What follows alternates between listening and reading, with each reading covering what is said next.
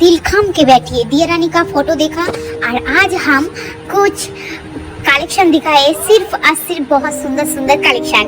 তো যাই হোক বাংলায় বলা যাক, সেটা হচ্ছে এটা বাংলা চ্যালেঞ্জ যেহেতু। তো এইগুলো দেখতে পাচ্ছ সুন্দর সুন্দর পুতুল, সুন্দর সুন্দর টেডি, এর মধ্যে অনেক গল্প আছে। জন্মদিনে পেয়েছিলাম এই লালটা, মা গিফট করেছিল।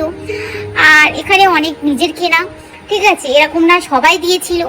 তো হ্যাঁ, স্কুলে গিয়ে কলেজে গিয়ে টাকা জমিয়ে জমিয়ে লোকে জামা কাপড় কেনে, মেকআপ কেনে, আমি সেখানে পুতুল কিনতাম। তাহলে ভাবো।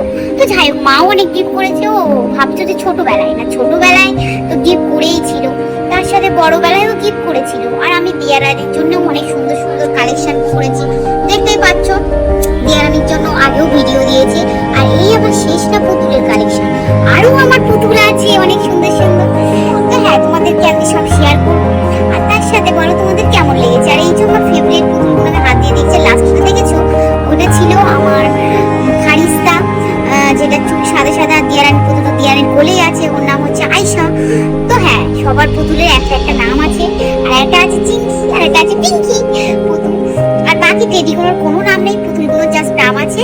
আর আমি একটু পরিষ্কারের জন্য বার হয়েছিলাম। আমি দেখতে পাচ্ছি সুন্দর সুন্দর কিছু ফটো তুলে নিলাম। পরিষ্কার করতে গিয়ে তোমাদেরকে দেখিয়ে দিলাম। আমার দিয়ারানির কাণ্ডগুলো দেখো, পুতুলের মুখ থেকে যে ফিটাটা ছিল সেটাই বার করে নিলাম।